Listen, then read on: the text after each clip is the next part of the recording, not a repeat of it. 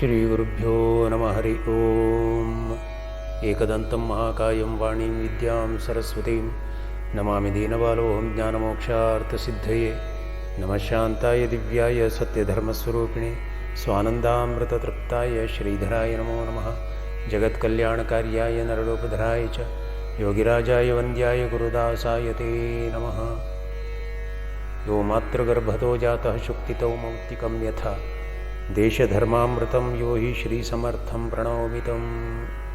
ಶುಕಾಸಾರಿಖೇ ಪೂರ್ಣವೈರಾಗ್ಯಜಾಸೆ ವಸಿಷ್ಠಾ ಪರೇ ಜ್ಞಾನಯೋಗೇಶ್ವರಾಸೆ. ಕವಿ ವಾಲ್ಮೀಕಾಸಾರಿಖಾ ಮಾನ್ಯ ಐಸಾ ನಮಸ್ಕಾರ ಮಾಛಾ ಸದ್ಗುರು ರಾಮದಾಸ. ಜಯ ಜಯ ರಘುವೀರ ಸಮರ್ಥ.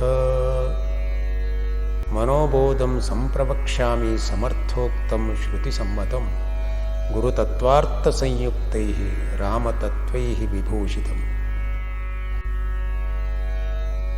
ರಾಷ್ಟ್ರಗುರು ಶ್ರೀ ಸಮರ್ಥ ರಾಮದಾಸರಿಂದ ನಿರೂಪಿತವಾದಂಥ, ಶ್ರೀ ದತ್ತಾತ್ರೇಯ ಸದ್ಗುರುವಿನಿಂದ ಪ್ರೇರಿತವಾದಂಥ, ವೇದ ವೇದಾಂತಗಳಿಂದ ಸಮ್ಮತವಾದಂಥ, ರಾಮತತ್ವಗಳಿಂದ ವಿಭೂಷಿತವಾದಂಥ ಶ್ರೀಮದ್ ಮನೋಬೋಧೆಯನ್ನು ಶ್ರೀ ಗುರುಕೃಪೆಯೊಂದಿಗೆ, ಶ್ರೀ ಗುರುಕೃಪಾಯೋಗದೊಂದಿಗೆ ನಿರೂಪಿಸುವುದಾಗ್ತಿದೆ.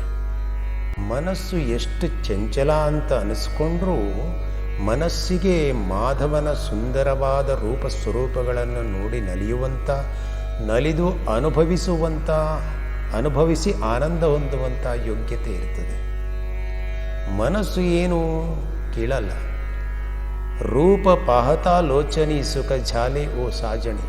ಸಂತರು ಹೇಳ್ತಾರೆ, ಕಣ್ಣುಗಳ ಮೂಲಕವಾಗಿ ಆ ಪರಮಾತ್ಮನ ರೂಪವನ್ನು ನೋಡಿಬಿಟ್ರೆ ಈ ಮನಸ್ಸು ಅನುಭವಿಸುವ ಆನಂದವನ್ನು ಯಾರಿಂದಲೂ ವರ್ಣಿಸಲಿಕ್ಕೆ ಆಗುವುದಿಲ್ಲ. ಪರಮಾತ್ಮನ ರೂಪವನ್ನು ನೋಡುವುದು ಹೊರ ಕಣ್ಣುಗಳಾದರೂ ಆ ದರ್ಶನದ ಆನಂದಾನುಭವವನ್ನು ಅನುಭವಿಸುವುದು ಮನಸ್ಸೇ ಆಗಿರ್ತದೆ ಅಲ್ವೇ. ಯಾವ ಇಂದ್ರಿಯಗಳು ಏನನ್ನೇ ಮಾಡಲಿ, ಅನುಭವಿಸುವುದು ಮನಸ್ಸು. ಮೋಡದಿಂದ ಬಿದ್ದ ಜಲಧಾರೆ ಅಭಿನ್ನತ್ವದಿಂದ ಸಮುದ್ರವನ್ನು ಸೇರುವ ಹಾಗೆ ನಮ್ಮ ಇಂದ್ರಿಯಗಳ ಮೂಲಕ ಆಗುವ ಆ ಪರಮಾತ್ಮನ ಸೇವೆ, ದರ್ಶನ, ಚಿಂತನೆ, ಉಪಾಸನೆ, ಆರಾಧನೆ, ಶ್ರವಣ, ಮನನ ಎಲ್ಲವೂ ತಲುಪುವುದು ಮನಸ್ಸನ್ನೇ. ಮನಸ್ಸು ನಿಜವಾಗಿಯೂ ಭಾಗ್ಯವಂತವೇ ಸರಿ. ಕೈಗಳೇನಾದರೂ ಪರಮಾತ್ಮನ ಸೇವೆ ಮಾಡಿದರೆ ಆನಂದ ಆಗೋದು ಕೈಗಳಿಗಲ್ಲ, ಮನಸ್ಸಿಗೆ. ಕಣ್ಣುಗಳೇನಾದರೂ ದೇವರ ದರ್ಶನ ಮಾಡ್ತಾ ಇದ್ದರೆ, ಮಾಡಿದರೆ ಆ ದರ್ಶನಾನುಭವ, ದರ್ಶನದಿಂದ ಆಗುವ ಆನಂದ ಕಣ್ಣುಗಳಿಗಿಂತ ಮನಸ್ಸಿಗೆ ಹೆಚ್ಚು. ಕಾಲುಗಳು ತೀರ್ಥಯಾತ್ರೆಗೆ, ಕ್ಷೇತ್ರ ಸಂಚಾರಕ್ಕೆ ಹೋದರೂ ಕಾಲುಗಳಿಗಿಂತ ಧನ್ಯತೆಯನ್ನು ಹೊಂದುವುದು ಮನಸ್ಸೇ. ಹಾಗೆ ಭಗವಂತನ ನಾಮಗಳನ್ನು ಪಠಿಸಿ ಅಥವಾ ವೇದಗಳನ್ನು ಉಚ್ಚರಿಸಿ ಅಥವಾ ಪರಮಾತ್ಮನ ಭಜನೆ ಸ್ತುತಿಗಳನ್ನು ಹಾಡೋದು ಈ ಬಾಯಿಯಾದರೂ ಕೂಡ ಸಂತೋಷವನ್ನು ಬಾಯಿ ಅನುಭವಿಸುವುದಿಲ್ಲ, ಮನಸ್ಸೇ ಅನುಭವಿಸ್ತದೆ. ಬಾಯಿಗೆ ಸಂಸ್ಕಾರವಾಗ್ತದೆ, ಮನಸ್ಸಿಗೆ ಸಂಸ್ಕಾರದೊಂದಿಗೆ ಆನಂದದ ಅನುಭವವಾಗ್ತದೆ. ಹಾಗೆ ಪ್ರತಿ ಇಂದ್ರಿಯಗಳು ಪರಮಾತ್ಮನ ವಿಷಯಕವಾಗಿ ಸೇವೆಗೆ, ದರ್ಶನಕ್ಕೆ ಮುಂದಾಗ್ಬಿಟ್ರೆ ಆಗುವಂಥ ಆನಂದದ ಅನುಭವ ಮಾತ್ರ ಭಾಗ್ಯವಂತ ಮನಸ್ಸಿಗೆ. ಮನಸ್ಸಿಗೆ ಒಂದು ಭಗವದ್ಭಾವದ ದರ್ಶನ, ಸ್ಪರ್ಶನವಾದರೆ ಸಾಕು. ಮನಸ್ಸಿಗೆ ಒಂದು ಭಗವದ್ಭಾವದ ಸ್ಪರ್ಶವಾದರೆ ಸಾಕು. ಮನಸ್ಸಿಗೆ ದೇವರ ಸ್ಮರಣೆ ಆದರೆ ಸಾಕು.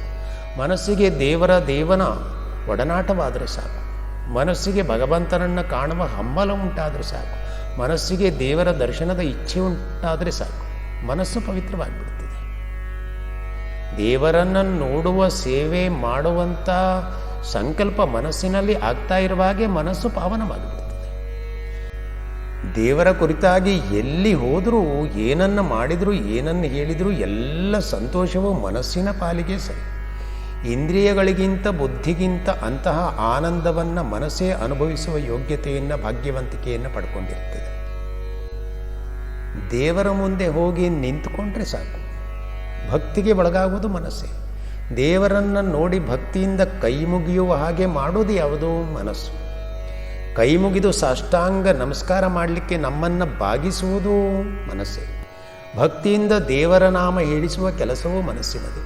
ದೇವರ ಮುಂದೆ ನಿಂತು, ಹೇ ಪರಮಾತ್ಮ, ನಾನು ನಿನಗೆ ಪೂರ್ಣ ಶರಣಾಗಿಬಿಟ್ಟಿದ್ದೇನೆ, ನೀನು ಶರಣಾಗತ ರಕ್ಷಕನಲ್ವೇ, ನನ್ನನ್ನು ಉದ್ಧಾರ ಮಾಡು, ಓ ರಾಮ ಮಾಮೋದ್ಧರ, ಹೇಳುವ ಆ ದೀನವಾದ ವಿಧೇಯತೆಯ ಬೇಡಿಕೆಯ ಹಿಂದೆಯೂ ಮನಸ್ಸೇ ಇರ್ತದೆ. ಮನಸ್ಸಿನ ಕೆಲಸ ಬಹಳ ದೊಡ್ಡದು. ದೀನತೆಯಿಂದ ದೇವರಲ್ಲಿ ಪರಮಾತ್ಮ ನನ್ನದೇನೂ ಇಲ್ಲ, ಎಲ್ಲವೂ ನಿನ್ನದೇ ಹೇಳಿ ಒದ್ದಂಡ ನಮಸ್ಕಾರ ಮಾಡುವಾಗ ಈ ಮನಸ್ಸು ಯಾವ ಅಭಿಮಾನವನ್ನು ಅಹಂಕಾರವನ್ನು ಇಟ್ಟುಕೊಳ್ಳದೆ ಭಗವಂತನಲ್ಲಿ ಸಂಪೂರ್ಣ ಶರಣಾಗಿಬಿಡುತ್ತದೆ. ಸರಳವಾದ ಮನಸ್ಸು ಸುಲಭದಲ್ಲಿ ಪರಮಾತ್ಮನನ್ನು ನೋಡುವ ಭಾಗ್ಯವನ್ನು ಹೊಂದಿರುತ್ತದೆ. ಪರಮಾತ್ಮನನ್ನು ತನ್ನ ಆಂತರ್ಯದ ಪೀಠದಲ್ಲಿ ಭದ್ರವಾಗಿ ಇಟ್ಟುಕೊಳ್ಳುವಂಥ ಮಹಾಕಾರ್ಯವನ್ನು ಮಾಡುವುದು ಮನಸ್ಸು. ಮನಸ್ಸು ತನ್ನಲ್ಲಿ ಪರಮಾತ್ಮನನ್ನು ಇಟ್ಟುಕೊಂಡು ರಹಸ್ಯವಾಗಿ ಉಪಾಸನೆಗೂ ಮುಂದಾಗಿರುತ್ತದೆ. ದೇವರನ್ನು ನೋಡಲೇಬೇಕು ಹೇಳುವಂಥ ತವಕ, ಆ ಆತುರತೆ, ಪರಮ ವ್ಯಾಕುಲತೆ ಮನಸ್ಸಿನಲ್ಲಿಯೇ ಹುಟ್ಟುತ್ತದೆ. ದೇವರಿಗೆ ತನ್ನ ಸೇವೆಯನ್ನು ಸಮರ್ಪಣೆ ಮಾಡುವ ಸೂಚನೆಯನ್ನು ಮನಸ್ಸೇ ಕೊಡುತ್ತದೆ. ಮನಸ್ಸೇ ನಮ್ಮನ್ನು ಭಗವಂತನ ಕಡೆಗೆ ಹೋಗಲಿಕ್ಕೆ ಒತ್ತಾಯಿಸ್ತದೆ, ಪ್ರೋತ್ಸಾಹಿಸ್ತದೆ, ಸಹಾಯ ಮಾಡುತ್ತದೆ, ಸಹಕಾರ ನೀಡುತ್ತದೆ. ಇಷ್ಟು ಶ್ರೇಷ್ಠವಾಗಿದ್ದು ಮನಸ್ಸು. ಮನಸ್ಸು ಈ ಜಗತ್ತಿನಲ್ಲಿ ಮಹಾದೊಡ್ಡ ಶಕ್ತಿ ಇದು. ಮನಸ್ಸಿನ ಕೃಪೆಯಿಂದಲೇ ಭಗವಂತನ ಅನುಗ್ರಹ ನಮಗುಂಟಾಗ್ತದೆ. ಮನಸ್ಸಿನ ಪೂರ್ಣತೆಯೇ, ಮನಸ್ಸಿನ ಪೂರ್ಣ ಭಾವವೇ ಪೂರ್ಣದಿಂದ ಪೂರ್ಣತ್ವವನ್ನು ತೆಗೆದರೂ ಪೂರ್ಣವಾಗಿಯೇ ಇರುವ ಪರಮಾತ್ಮನನ್ನು ತೋರಿಸಿಕೊಡುತ್ತದೆ ಈ ಮನಸ್ಸು. ಮನಸ್ಸು ಮಧುರ, ಮನಸ್ಸು ಮೃದು, ಮನಸ್ಸು ಪ್ರಬುದ್ಧ, ಮನಸ್ಸು ಚತುರ, ಮನಸ್ಸು ಭಕ್ತಿವಂತ, ಮನಸ್ಸು ಶ್ರದ್ಧಾವಂತ, ಮನಸ್ಸು ಯುಕ್ತಿವಂತ, ಮನಸ್ಸು ಸೌಮ್ಯ, ಮನಸ್ಸು ಸಹನಶೀಲ, ಮನಸ್ಸು ವಿಚಾರಶೀಲ, ಮನಸ್ಸು ಚಿಂತನಶೀಲ, ಮನಸ್ಸು ಅರ್ಥಪೂರ್ಣ, ಮನಸ್ಸು ಭಾವಪೂರ್ಣ, ಮನಸ್ಸು ಜ್ಞಾನಪೂರ್ಣ, ಮನಸ್ಸು ಜ್ಞಾನಾನುಭವಿ, ಮನಸ್ಸು ಮಂತ್ರಾನುಸಾರಿಣಿ, ಮನಸ್ಸು ಭಗವತ್ಕೃಪಾದಾಯಿನಿ, ಮನಸ್ಸು ಭಕ್ತಿಪ್ರದಾಯಿನಿ, ಮನಸ್ಸು ಮುಕ್ತಿಕಾರಿಣಿ, ಮನಸ್ಸು ಆನಂದಧಾರಿಣಿ, ಮನಸ್ಸು ಅನುಭವಲೋಚನಿ, ಮನಸ್ಸು ಪ್ರೇಮ ಸ್ವರೂಪಿಣಿ, ಮನಸ್ಸು ಆತ್ಮತತ್ವ ವಿನೋದಿನಿ, ಮನಸ್ಸು ದೈವಾನುರಾಗಿಣಿ, ಮನಸ್ಸು ಭಜನಾನಂದಿನಿ, ಮನಸ್ಸು ಭವಜಲತಾರಿಣಿ, ಮನಸ್ಸು ಭವರೋಗನಾಶಿನಿ. ಹೀಗೆ ಮನಸ್ಸು ಮಾಧವನ ಮಹಾ ಅನುಭವದ ಒಂದು ಶ್ರೇಷ್ಠವಾದ ಉತ್ಸವವನ್ನು ಆಚರಿಸಲಿಕ್ಕೆ ಸಹಾಯವಾಗಿಯೇ ಇದೆ, ಸಹಾಯಕವಾಗಿಯೇ ಇದೆ. ಅಂತಹ ಮಹಾನುಭವದ ಆನಂದವನ್ನು ಹೊಂದುವಂಥ ಸೌಭಾಗ್ಯವನ್ನು ಮನಸ್ಸು ತನ್ನಲ್ಲಿಯೇ ಇಟ್ಕೊಂಡಿರುತ್ತದೆ, ಮತ್ತು ಯಾರಿಗೂ ಅದನ್ನು ಕೊಡುವುದಿಲ್ಲ. ಪರಮ ಪರಿಶುದ್ಧವಾದ ಪರಮಾತ್ಮನ ಪರಮ ಪದಾರವಿಂದಗಳನ್ನು ತನ್ನಲ್ಲಿ ಇಟ್ಟುಕೊಂಡು ಅತಿಶಯಾನಂದವನ್ನು, ಪರಮಾನಂದವನ್ನು ಅನುಭವಿಸುವಂಥ ಮನಸ್ಸು ಸಾಮಾನ್ಯದ್ದಲ್ಲ. ನಾವು ಎಷ್ಟೋ ಸಂತ ಮಹಂತರ, ಸದ್ಭಕ್ತಿವಂತರ ಕಥೆಗಳನ್ನು ಕೇಳ್ತೇವೆ. ಅವರೊಳಗಿದ್ದು ಮಹತ್ತರವಾದ ಭಗವತ್ ಕೃಪೆಯನ್ನು ಸಾಧಿಸಿಕೊಟ್ಟದ್ದು ಯಾವುದು ಕೇಳಿದರೆ ಮನಸ್ಸೇ ಹೊರತು ಮತ್ಯಾವುದಲ್ಲ. ಮನಸ್ಸಿನ ಮೂಲಕವೇ ಅವರೆಲ್ಲ ಭಗವಂತನ ಚಿಂತನೆಯನ್ನು ಮಾಡಿದರು, ತಪಸ್ಸನ್ನು ಮಾಡಿದರು. ನೋಡಿ, ಕಡು ಬಡವನಾದಂಥ ಸುಧಾಮನ ಕೈಯಲ್ಲಿ ಮುಷ್ಟಿಗಾತ್ರದ ಅವಲಕ್ಕಿಯನ್ನು ಹಿಡಿಸಿ ಪರಮಾತ್ಮನಲ್ಲಿಗೆ ಕಳಿಸಿಕೊಟ್ಟಿದ್ದು ಮನಸ್ಸೇ. ತನ್ನೆಲ್ಲ ಅಭಿಮಾನ ದೊಡ್ಡಸ್ತಿಕೆಗಳನ್ನು ಬದಿಗಿಟ್ಟು ಅಡವಿಯ ತನಕ ಹೋಗಿ ಶ್ರೀರಾಮನನ್ನು ಕರೆತರಲಿಕ್ಕಾಗಿ ತವಕಿಸಿ ಶ್ರೀರಾಮನ ಶ್ರೀಪಾದುಕೆಗಳನ್ನು ಪಡೆದುಕೊಳ್ಳಿಕ್ಕೆ ಭರತನನ್ನು ಪ್ರೇರೇಪಿಸಿದ್ದು, ಪ್ರೋತ್ಸಾಹಿಸಿದ್ದು ಮನಸ್ಸೇ. ಪಾದುಕೆಯ ಸೇವೆಯಿಂದ ಆನಂದವನ್ನು ಹೊಂದಿದ್ದು ಮನಸ್ಸೇ. ರಾಕ್ಷಸರ ಮಧ್ಯೆ ಇದ್ದರೂ ಅನವರತ ಅನುಗಾಲ ಅನುಕ್ಷಣ ಶ್ರೀರಾಮನನ್ನು ಸ್ಮರಿಸುವ ಹಾಗೆ ಮಾಡಿ ವಿಭೀಷಣನನ್ನು ಶ್ರೀರಾಮನ ಪದಾರವಿಂದಗಳಿಗೆ ಶರಣಾಗತ ಭಾವದಿಂದ ತಂದು ಕೆಡಹಿದ್ದು ಮನಸ್ಸು. ಇನ್ನೇನು ಬೇಕು? ಮನಸ್ಸು ಏನು ಮಾಡಬೇಕಿನ್ನು? ಶ್ರೀರಾಮನಿಗಾಗಿ ಕಾದು ಕಾದು ಕಾದು ಕುಳಿತು ಶ್ರೀರಾಮನನ್ನು ನೋಡಿಕೊಂಡೇ ತನ್ನ ಪ್ರಾಣವನ್ನು ಭಗವಂತನಿಗೆ ಸಮರ್ಪಣೆ ಮಾಡುವ ಅಖಂಡ ಭಕ್ತಿಯನ್ನು ಶಬರಿಗೆ ಕೊಟ್ಟಿದ್ದು ಕೂಡ ಮನಸ್ಸೇ ಅಲ್ವೇ? ಪರಮಾತ್ಮನನ್ನೇ ತಮ್ಮ ಮಕ್ಕಳಾಗಿ ಪಡೆದು ಜಗತ್ತಿನ ಉದ್ಧಾರ ಮಾಡಬೇಕು ಎನ್ನುವಂಥ ಅತ್ರಿ ಅನಸೂಯೆಯರ ದೀರ್ಘ ತಪಸ್ಸಿಗೂ ಕಾರಣ ಮನಸ್ಸೇ. ಹೀಗೆ ಸಂತ ಮಹಂತರ, ಭಗವದ್ಭಕ್ತರ ಎಲ್ಲ ಸಾಧನೆಗಳ ಹಿಂದೆ, ಸಾಧ್ಯತೆಗಳ ಹಿಂದೆ, ಅನುಭವಗಳ ಹಿಂದೆ ಪೂರ್ಣ ರೂಪದಿಂದ ಕೆಲಸ ಮಾಡಿದ್ದು ಮನಸ್ಸೇ. ಎಲ್ಲ ಸತ್ಸಾಧನೆಗಳ ಹಿಂದೆ, ಸಾಧು ಸಂತರ ಒಳಗೆ, ಸದ್ಭಕ್ತರ ಆಂತರ್ಯದಲ್ಲಿ ಭಗವದ್ ಭಾವ ಜಾಗೃತವಾಗಲಿಕ್ಕೆ ಮನಸ್ಸೇ ಕಾರಣ. ಇದು ತ್ರಿಕಾಲ ಸತ್ಯ. ಇಂಥ ಮನಸ್ಸಿಗೆ ಶ್ರೀ ಸಮರ್ಥರು ಮನಾಸಜ್ಜನ, ಸಾಧು ಮನಸ್ಸೇ ಹೇಳಿ ಸಂಬೋಧಿಸ್ತಾರೆ ನೋಡಿ. ಮನಸ್ಸಿಗೆ ಬೋಧಿಸಿದರೆ ಸಾಕು, ಆ ಮನಸ್ಸು ತನ್ನ ಬೋಧಾಕ್ಷರಗಳನ್ನು ಗಮನಿಸಿ ಮನನಿಸಿ ಅನುಸರಿಸಿ ಅನುಕರಿಸಿ ಉದ್ಧಾರದ ಹಾದಿ ಹಿಡಿತದೆ ಹೇಳುವ ಕಾರಣಕ್ಕಾಗಿ ಶ್ರೀ ಸಮರ್ಥರು ಎನಿಸಿಕೊಂಡಂಥ ಶ್ರೀರಾಮದಾಸರು ಮನೋಬೋಧಿಯ ದಿವ್ಯವಾದ ಸಂದೇಶವನ್ನು ಈ ಗ್ರಂಥದಲ್ಲಿ ಇಟ್ಟರು. ಮನೋಬೋಧೆಯ ಮಹಾದರ್ಶನವನ್ನು ಮನಸ್ಸಿಗೆ ಮಾಡಿಸಿಕೊಡ್ತಾ ಇದ್ದಾರೆ. ಮಹಾತ್ಮರು ಸತರತಿ ಲೋಕಾಂಸ್ತಾರಯತಿ ಹೇಳುವ ಹಾಗೆ ತಾವೂ ಸಹ ಮೊದಲೇ ಈ ಭವನದಿಯನ್ನು ದಾಟಿ ಉಳಿದವರನ್ನು ದಾಟಿಸುವ ಮಹಾಕೃಪೆಯನ್ನು ಮಾಡುವಂಥವರು ಅಂಥವರು ಶ್ರೀ ಸಮರ್ಥರು. ಆ ಮೇಘಪಟಲ ಸೂರ್ಯನನ್ನು ತನ್ನ ಪ್ರಭಾವದಿಂದ ಮರೆ ಮಾಡಿದರೂ ಕೂಡ ಗಾಳಿಗೆ ಆ ಮೋಡಗಳ ದೊಡ್ಡ ದೊಡ್ಡ ಸಮೂಹ ರಾಶಿಗಳನ್ನು ಭೇದಿಸಿ ಸೂರ್ಯನನ್ನು ತೋರಿಸುವ ಸಾಮರ್ಥ್ಯ ಹೇಗೆ ಇರುತ್ತದೆಯೋ ಹಾಗೆ ಮನಸ್ಸಿಗೆ ಅಜ್ಞಾನ ಕವಿದು ಒಳಗಿರುವ ಜ್ಞಾನವಂತ ಭಗವಂತನೆಂಬ ಸೂರ್ಯನನ್ನು ಮರೆ ಮಾಡಿದರೂ ಕೂಡ ಗುರೂಪದೇಶಿತವಾದ ಈ ಮನೋಬೋಧೆಯ ವಾಕ್ಯಗಳು ಮನುಷ್ಯನ ಮನಸ್ಸಿನಲ್ಲಿ ಕವಿದಿರುವಂಥ ಅಜ್ಞಾನ ಸಮೂಹಗಳನ್ನು ದೂರ ಓಡಿಸಿ ಅಂತರ್ದೇವನನ್ನು ದರ್ಶನ ಮಾಡಿಸುವ ಸಾಮರ್ಥ್ಯವನ್ನು ಹೊಂದಿರುತ್ತದೆ. ಮನಸ್ಸು ತೀವ್ರವಾದ ಸಂಸ್ಕಾರಕ್ಕೆ ಒಳಗಾಗಿ ಶುದ್ಧಿಗೆ ಬಂತು ಅಂತಾದರೆ ಪರಮ ಪವಿತ್ರನಾದಂಥ ಭಗವಂತನ ದರ್ಶನವನ್ನು ಮಾಡಲಿಕ್ಕೆ ಯೋಗ್ಯತೆಯನ್ನು ಹೊಂದಿಬಿಡುತ್ತದೆ ಹೇಳಿ ಶ್ರೀ ಸಮರ್ಥರಾಮದಾಸರು ಹೇಳ್ತಾರೆ. ಶ್ರೀ ಸಮರ್ಥರಾಮದಾಸರು ಮನಸ್ಸನ್ನು ಎಲ್ಲ ವಿಷಯ ವಾಸನೆಗಳಿಂದ, ಭೋಗದ ಆಸೆಗಳಿಂದ, ರಾಗದ್ವೇಷಾದಿಗಳಿಂದ, ಕಾಮ ಕ್ರೋಧಾದಿಗಳಿಂದ ಬಿಡಿಸಿ ಈ ಮನಸ್ಸನ್ನು ಸ್ವಚ್ಛಗೊಳಿಸಿ ಹಾಗೆಯೇ ಸ್ವತಂತ್ರವಾಗಿಸಿ ಪರಮಾತ್ಮನ ಕಡೆಗೆ ಹರಿಯುವ ಹಾಗೆ ಮಾಡಬೇಕು ಹೇಳುವ ಮಹಾ ಆಶಯದೊಂದಿಗೆ ಈ ಮನೋಬೋಧಿ ಎಂಬ ಮಹಾಕೃತಿಯನ್ನು ರಚಿಸಿದರು ಶ್ರೀ ದತ್ತನ ಕೃಪೆಯಿಂದ, ದತ್ತನ ಪ್ರೇರಣೆಯಿಂದ. ಮನಸ್ಸು ಆದಷ್ಟು ಸ್ವಾವಲಂಬಿಯಾಗುವ ಇಚ್ಛೆ ಹೊಂದಿರಬೇಕು ಹೇಳುವುದೇ ಅವರ ಆಶಯ. ಸ್ವತಂತ್ರವಾದ ಮನಸ್ಸು ಸ್ವೇಚ್ಛೆಯಾಗಿ ಬದುಕದೆ ಭಗವಂತನ ತತ್ವಾಧಾರವನ್ನು ಮುಂದಿಟ್ಟುಕೊಂಡು ಹೋಗಬೇಕು. ಇದು ಸಮರ್ಥರ ಆದೇಶ, ಸಮರ್ಥರ ಆಶಯ. ಮನಸ್ಸು ಶ್ರದ್ಧೆಯನ್ನು ಅಳವಡಿಸಿಕೊಳ್ಳುತ್ತದೆ. ಮನಸ್ಸು ಉತ್ತಮ ವಸ್ತುಗಳನ್ನು ಬಯಸುತ್ತದೆ. ಮನಸ್ಸು ಗುಣವಂತರ ಸಂಘ ಮಾಡುತ್ತದೆ. ಮನಸ್ಸು ದೇವರ ಸನ್ನಿಧಾನಕ್ಕೆ ಹೋಗಲಿಕ್ಕೆ ಪ್ರೋತ್ಸಾಹಿಸುತ್ತದೆ. ಮನಸ್ಸು ದೇವರ ಚಿಂತನೆ ಮಾಡುತ್ತದೆ. ಮನಸ್ಸು ಪರರಿಗೆ ಒಳಿತನ್ನು ಬಯಸುತ್ತದೆ. ಮನಸ್ಸು ದಾನ ಮಾಡುವ ಹಾಗೆ ಹೇಳುತ್ತದೆ. ಮನಸ್ಸು ಒಳ್ಳೆಯ ಕೀರ್ತಿಗಾಗಿ ಹಂಬಲಿಸುತ್ತದೆ. ಮನಸ್ಸು ವೈರಾಗ್ಯವನ್ನು ಆಶ್ರಯಿಸುತ್ತದೆ. ಮನಸ್ಸು ಭಗವತ್ ಸಾಧನೆಗೆ ಮುಂದಾಗ್ತದೆ.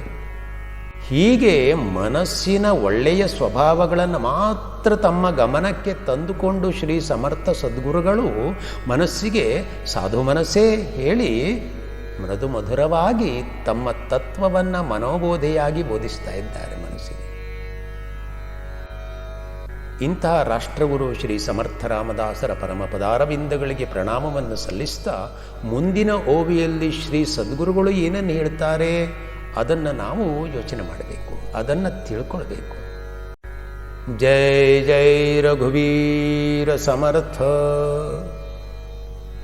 ಸದಾ ಸರ್ವದಾ ಪ್ರೀತಿರಾಮೀ धरावी दुखाची स्वये सांडी जीवी करावी देहे दुःखते सुखमानीत जावे विवेके सदा स्वस्वरूपी भरावे. जय जय ರಘುವೀರ ಸಮರ್ಥ ಗುರುದೇವ ದತ್ತ. ಇದರ ಅರ್ಥ ಏನು ಕೇಳಿದರೆ, ಯಾವಾಗಲೂ ದೇವರಲ್ಲಿ ಪ್ರೀತಿಯನ್ನು ಇಟ್ಟುಕೊಂಡು ಅಂತಃಕರಣದಿಂದ ದುಃಖವನ್ನು ದೂರ ಮಾಡಿಕೊಳ್ಬೇಕು. ದೇಹಕ್ಕೆ ದುಃಖವಾದರೂ ಸುಖ ಹೇಳೇ ತಿಳ್ಕೊಳ್ಬೇಕು. ಸತತವಾದ ವಿವೇಕದಿಂದ ಸ್ವಸ್ವರೂಪದಲ್ಲಿ ಕೂಡಿ ಒಂದಾಗಬೇಕು. ನಿಜ ಹೇಳಬೇಕು ಅಂದರೆ ಮನಸ್ಸು ಚಂಚಲ ಚಪಲ. ಅದರ ಚಂಚಲತ್ವಕ್ಕೆ ಚಾಪಲ್ಯಕ್ಕೆ ಅನುಸಾರವಾಗಿ ಯಾರನ್ನು ಪ್ರೀತಿಸಬೇಕು, ಯಾವುದನ್ನು ಪ್ರೀತಿಸಬೇಕು ಹೇಳುವ ಸರಿಯಾದ ಮಾಹಿತಿ ಮನಸ್ಸಿಗೆ ಇಲ್ಲವೇ ಇಲ್ಲ. ಮನಸ್ಸಿಗೆ ನಿಜವಾದ ಆಯ್ಕೆ ಗೊತ್ತಿಲ್ಲ. ಮನಸ್ಸಿಗೆ ಸರಿಯಾದ ಅಭಿಲಾಷೆ ಏನೂ ತಿಳಿದಿಲ್ಲ. ಯಾವುದನ್ನು ಪ್ರೀತಿಸಿದರೆ ತನಗೆ ನಿಜವಾದ ಹಿತ ಇದೆ ಹೇಳುವ ನಿಶ್ಚಯ ಮನಸ್ಸಿಗಿಲ್ಲ. ಮನಸ್ಸು ವಿಕಲ್ಪಾತ್ಮಕ, ದ್ವಂದ್ವಾತ್ಮಕ. ಮನಸ್ಸಿಗೆ ಈ ಪ್ರೀತಿ ಮಾಡುವ ವಿಷಯದಲ್ಲಿ ದುಡುಕು ಬುದ್ಧಿ ಜಾಸ್ತಿ ಇದೆ. ಯಾರ್ಯಾರನ್ನೋ ಪ್ರೀತಿ ಪ್ರೀತಿ ಹೇಳಿ ಆಯ್ಕೆ ಮಾಡಿಕೊಂಡು ಯಾವ್ಯಾವುದನ್ನೋ ಪ್ರೀತಿ ಪ್ರೀತಿ ಹೇಳಿ ನಂಬಿಕೊಂಡು ಮೋಸಕ್ಕೆ ಬಲಿಯಾಗಿ ದುರಂತವನ್ನು ಕಾಣ್ತಾ ಇರುವಂಥ ಮನಸ್ಸುಗಳು ಇಂದು ಕಡಿಮೆ ಏನಿಲ್ಲ, ಆಳವಾಗಿದೆ.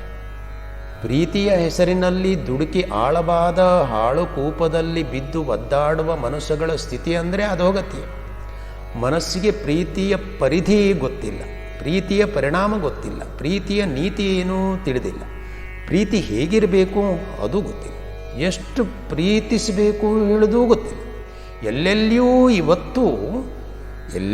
ಈ ಇಂದು ಪ್ರೀತಿಯ ಹೆಸರಿನಿಂದ ಮೋಸವಾಗ್ತಾ ಇದೆ, ಮೋಸಗೊಳ್ತಾ ಇದೆ.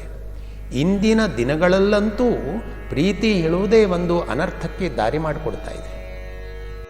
ಈ ಪ್ರಾಪಂಚಿಕವಾದ ಮನಸ್ಸಿನ ಕೇವಲದ ಪ್ರೀತಿಯ ವ್ಯರ್ಥತೆಯನ್ನು ತಿಳಿದುಕೊಂಡೇ ಅಂದು ಶ್ರೀ ಸಮರ್ಥ ರಾಮದಾಸರು ಮನಸ್ಸಿಗೆ ಸರಿಯಾದ ಪ್ರೀತಿಯ ಪರಿಚಯವನ್ನು ಮಾಡಿಕೊಟ್ಟು, ಮನಸ್ಸೇ ಲೌಕಿಕತೆಯ ಪ್ರೀತಿಯನ್ನು ಬಿಟ್ಟು ಅಲೌಕಿಕವಾದಂಥ ಶ್ರೀರಾಮಚರಣದಲ್ಲಿ ಪ್ರೀತಿಯನ್ನು ಇಟ್ಟುಕೊಳ್ಳಿ ಹೇಳ್ತಾ ಇದ್ದಾರೆ. ಮನಸ್ಸಿಗೆ ಅನೇಕ ಸ್ವಭಾವಗಳಿರ್ತವೆ. ಮನಸ್ಸಿಗೆ ದ್ವೇಷ ಗೊತ್ತು, ಮೋಹ ಗೊತ್ತು, ವ್ಯಾಮೋಹ ಗೊತ್ತು, ಸ್ನೇಹ ಗೊತ್ತು, ವೈರ ಗೊತ್ತು, ತಾತ್ಸಾರ ಗೊತ್ತು, ತಿರಸ್ಕಾರ ಗೊತ್ತು, ವಾದ ವಿವಾದ ಗೊತ್ತು, ಅನುಮಾನಿಸುವುದು ಗೊತ್ತು, ಅಪಮಾನಿಸುವುದು ಗೊತ್ತು, ಹೊಟ್ಟೆ ಕಿಚ್ಚು ಗೊತ್ತು, ಅಳುವುದು ಗೊತ್ತು, ಅಳಿಸುವುದೂ ಗೊತ್ತು, ಆಳುವುದೂ ಗೊತ್ತು, ಆಳಾಗಿರೋದು ಗೊತ್ತು, ಆಧರಿಸುವುದೂ ಗೊತ್ತು, ಅನಾದರಿಸುವುದೂ ಗೊತ್ತು, ಭೋಗದಲ್ಲಿರುವುದು ಗೊತ್ತು, ತ್ಯಾಗ ಮಾಡೋದು ಗೊತ್ತು.